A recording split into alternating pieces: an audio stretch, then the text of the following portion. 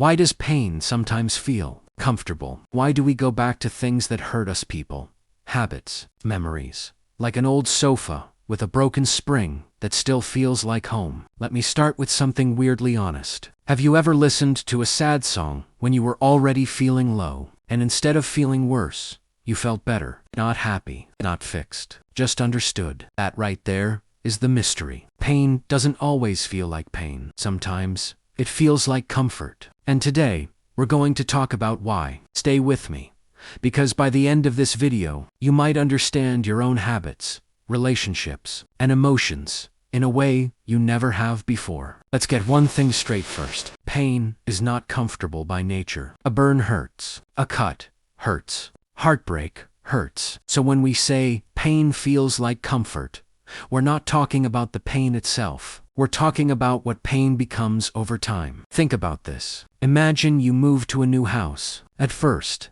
everything feels strange. You bump into furniture. You don't know where the switches are. You feel lost. But after a few months, that house feels like home. Now, imagine the same thing happens, but with emotional pain. If you grow up with criticism, chaos, neglect, or constant stress, your nervous system learns something dangerous. This is normal, not healthy, not good, just familiar. And familiarity feels safe, even when it hurts. That's the first reason pain feels like comfort.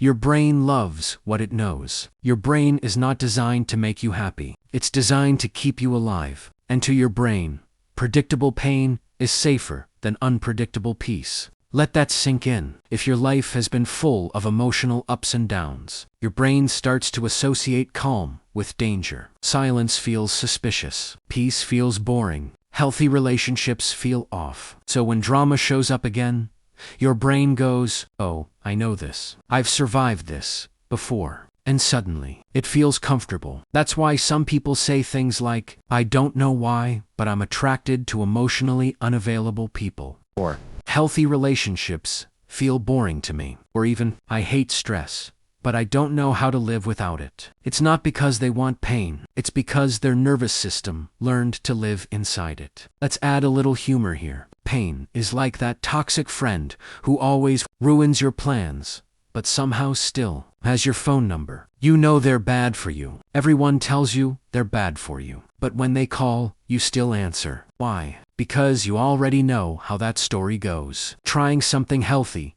feels like starting a new Netflix series with no reviews. What if it's boring? What if it hurts differently? At least, with pain, you know the ending. Another big reason pain feels comforting is identity. When pain sticks around long enough, it doesn't just affect how you feel. It starts to affect who you think you are. If you've been the strong one your whole life, letting go of pain feels like losing your role. If you've always been the one who struggles, peace feels like cheating. If suffering has been part of your story, happiness feels undeserved. So pain becomes familiar, not just emotionally, but personally. It becomes part of your self. You don't just say, "I'm going through a hard time." You start saying, "My life is hard." And when pain becomes identity, letting go of it feels like losing yourself. Here's another uncomfortable truth. Pain can feel comforting because it gives meaning. When you're in pain, at least something makes sense. I'm sad because they left. I'm anxious because life is unfair. I'm angry because I was treated badly. There's a reason. There's a story. But peace doesn't explain itself. It just exists. And for a brain that's used to chaos, that can feel empty. So sometimes people create problems not because they enjoy suffering, but because they need something to feel. Pain fills the silence. Now, let's talk about relationships, because this is where this shows up the most. Have you noticed how people often go back to the same type of partner again and again? Different face, same pain. Someone who doesn't listen. Someone who disappears emotionally. Someone who gives love only sometimes, and every time it hurts. So why go back? Because inconsistency feels familiar. If love in your early life came with conditions, be good, be quiet, don't ask too much, then unconditional love later feels suspicious. Your brain says, "Where's the catch?" So pain feels honest, comfort feels fake. Here's the wild part. Your body gets used to pain too. Stress releases chemicals like cortisol and adrenaline. Over time, your body adapts to those levels. So when life finally slows down, your body feels restless. You feel bored,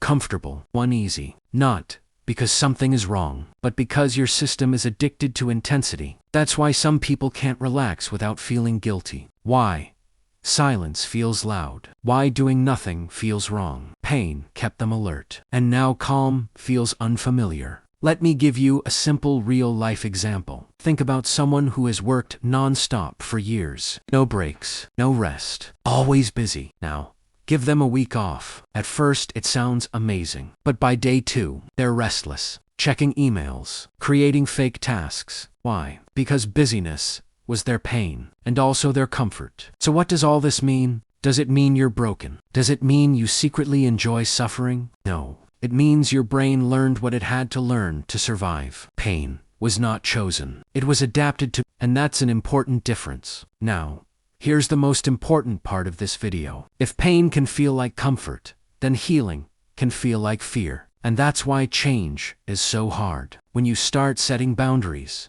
it feels wrong. When you stop chasing unavailable people, it feels empty. When you choose peace, it feels unnatural. Not because it's bad, but because it's new, and new always feels unsafe at first. Healing is not about instantly loving peace. It's about slowly teaching your nervous system that peace is safe. That calm doesn't mean something bad is coming. That consistency doesn't mean boredom. That kindness doesn't mean manipulation. And that takes time, a lot of time. Here's something that might surprise you. You don't need to hate your pain to move on from it. Pain protected you once. It helped you survive something difficult. You can thank it and still let it go. Comfort doesn't have to come from suffering anymore. So the next time you find yourself missing something that hurt you, remember this. You're not missing the pain. You're missing the familiarity. And familiarity can be replaced slowly, gently, without force. Let me leave you with this thought. Peace will feel boring before it feels safe. Safety will feel empty before it feels full. And healing will feel uncomfortable before it feels freeing. That doesn't mean you're doing it wrong. It means you're doing something new. And sometimes, the bravest thing you can do is choose a comfort you've never known before. If this video made you think even a little,